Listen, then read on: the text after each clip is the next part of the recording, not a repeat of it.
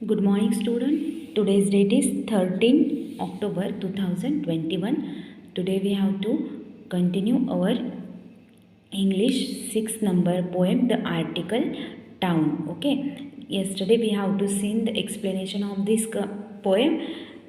Today we have to learn the language skill. Okay. First of all, we have to read it again, the poem. Okay. First, the article town. Most of you cannot start without us, but you can't have all in course. Each of us appear at a different time, and with that your sentence will be just fine. We are only three people in the town wearing the indefinite or the definite crown. The beginning being the definite man, indefinite ones are the a and an. An is before a word beginning with a vowel sound. A is before the word beginning with a consonant sound. D is when you are specific or even when you are sure of the peak. The bed has a mite. I go to bed at 8 at night. There might be an article or not for a word, which only depends on how the sentence is said and here. Sport, subjects and language, places, verbs and adverbs, proper nouns and pronouns do not need any from the article town. The is just one but is said as two, and here is the clue.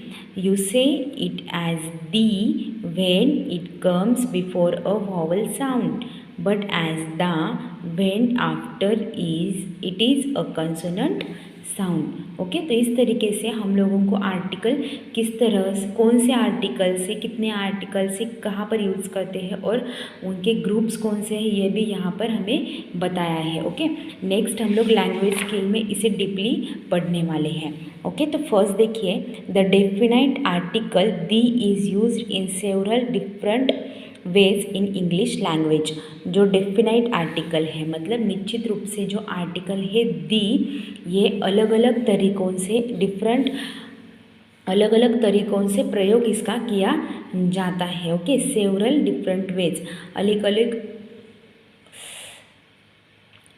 अलग मार्ग से अलग अलग तरीक़ों से इसका अंग्रेजी भाषा में इसका इस्तेमाल किया जाता है. Okay, one such use is with nouns singular or plural, countable or uncountable, that are specifically identified because the listener or reader knows that only one specific noun is being talked or written about.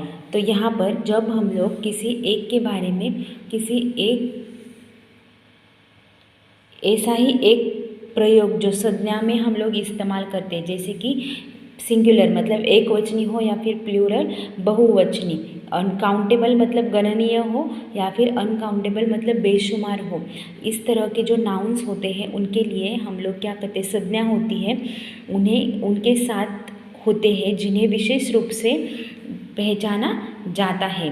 क्योंकि श्रोता मतलब जो listener है, जो सुनने वाला है या फिर जो बोलने वाला है, जो कुछ भी कहने वाला है, वो किसी एक स्पेसिफिक नाउन के बारे में मतलब एक किसी विशिष्ट संज्ञा के बारे में बात वहाँ पर की जा रही है या फिर उसके बारे में लिखा जा रहा है.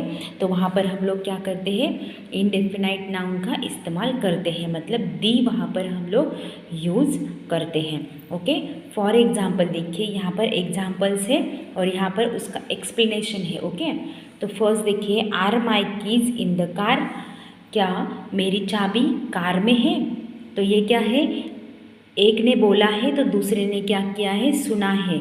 Okay, the speaker assumes that the listener knows which car is being referred to, मतलब जो बोलने वाला है उसने क्या किया है, वह जानता है कि सुनने वाला जो है वह किसके बारे में बोल रहा है ये सुनने वाले को पता है। ओके, तो इसीलिए उसने डायरेक्ट क्वेश्चन किया है कि क्या मेरी चाबी कार में है। मतलब उसने क्या पूछा है, मेरी कार की चाबी कार में है क्या, तुम्हारे कार में। तो यहाँ पर जिसने बोला है उसे पता है कि सामने वाले को, मतलब सुनने वाले को पता है कि वह किसके बारे में बोल रहा है। ओके, नेक्स्ट एग्जाम्पल देखिए, John can not here you. मतलब जॉन आपको सुन नहीं सकता। He is in the shower. वो कहाँ पर है, शॉवर ले रहा है, मतलब वह नहा रहा है। तो इसीलिए द शॉवर मतलब यहाँ पर किसी एक चीज़ के बारे में यहाँ पर बताया है, स्पेसिफिक स्नान के बारे में यहाँ पर बताया है। तो यहाँ पर क्या है, John can be in only one. John क्या है, यहाँ पर सिर्फ अकेला है, लेकिन वहाँ पर ख़ास तौर पर शॉवर के बारे में बात हो रही है, इसीलिए क्या है वहाँ पर हमने आर्टिकल यूज़ किया है दी। नेक्स्ट देखिए, aren't the children asleep yet. मतलब क्या बच्चे अभी तक सोए नहीं हैं। मतलब ये किसी से पूछा गया है। ओके, क्वेश्चन मार्क से, तो ये किसी से पूछा गया है, मतलब एक ने बोला और दूसरे ने सुना है। The speaker is referring to specific children, the listener know which children he she means. मतलब सुनने वाले, मतलब बोलने वाले ने कौन से बच्चों को ध्यान में रखते हुए बोला है, बच्चों, विशिष्ट बच्चों की बात वह कर रहा है। ये श्रोता जानता है कि वह बोलने वाला किस बच्चों के बारे में बोल रहा है। ओके, तो इस तरह से यहाँ पर हमने आर्टिकल का इस्तेमाल किया। नेक्स्ट देखिए, Sudha son is in the first grade. मतलब सुधा का बेटा जो है वो पहली कक्षा में है। ओके, सुधा का बेटा जो है वो पहली कक्षा में है। Sudha son can be in only one specific first grade. मतलब सुधा का बेटा एक विशिष्ट प्रथम कक्षा में हो सकता है, मतलब एक विशिष्ट कक्षा में वह है, इसीलिए हमने वह दिखाने के लिए यहाँ पर क्या किया है, दी का इस्तेमाल, आर्टिकल का इस्तेमाल यहाँ पर किया है, मतलब काउंटेबल। ओके, तो इसीलिए हमने यहाँ पर क्या किया है, दी का इस्तेमाल किया है। He is not telling the truth. मतलब वह क्या बोल नहीं, वह सच नहीं कह रहा है, मतलब वह आपको सच नहीं बता रहा है। There is only one particular truth is speaker is referring to. मतलब केवल एक विशेष सत्य है जिसका वह जिक्र कर रहा है, मतलब जिसके बारे में वह बोलने वाला बोल रहा है। ओके, किसके बारे में, सत्य के बारे में। तो इसीलिए यहाँ पर हमने क्या किया है, दी का इस्तेमाल किया है। ओके, नेक्स्ट देखिए, could you check the oil please. मतलब क्या आप तेल की जांच कर सकते हैं, कृपया आप तेल की जांच कर सकते हैं। The speaker is asking someone to check the oil in one specific car, probably the one he she is driving in. मतलब स्पीकर जो बोलने वाला है उसने एक विशिष्ट कार में तेल की जांच करने के लिए वह कह रहा है, शायद वह जो गाड़ी चला रहा है उसे वह बोल रहा है, इसीलिए वहाँ पर क्या किया है, दी का इस्तेमाल किया है। मतलब किसी के बारे में वहाँ पर बोला जा रहा है, तो सुनने वाले और बोलने वाले को वहाँ पर अच्छी तरीके से बताने के लिए, स्पेसिफाइड तरीके से वहाँ पर बताने के लिए आर्टिकल का इस्तेमाल वहाँ पर किया है। I will see you the day after tomorrow.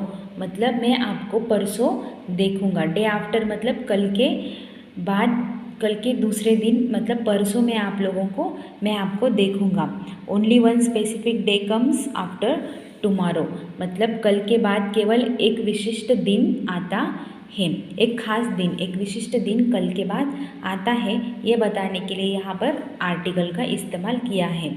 Is someone at the door. मतलब दरवाजे पर कोई है। We can assume that only one specific door is being referred to.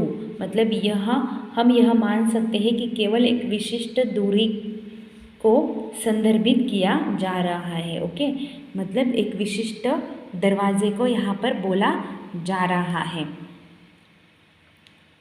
Rajesh is the tallest student in the class, मतलब राजेश कक्षा में सबसे लंबा लड़का है. Okay, only one student can be the tallest in that particular class, मतलब उस कक्षा में राजेश ही सिर्फ एक अकेला है, एक अकेला लंबा छात्र वहाँ पर है. ओके, हो सकता है.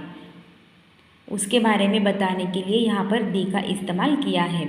Are you prepared for the exams, मतलब क्या आप परीक्षाओं के लिए तैयार हैं. Specific exam are being referred to not any other exam, मतलब विशिष्ट परीक्षाओं को किसी अन्य परीक्षा के लिए नहीं संदर्भित किया जा रहा है. मतलब यहाँ पर जो पेपर देने के लिए आए हैं उसी पेपर के बारे में यहाँ पर बोला गया है, ये दिखाने के लिए यहाँ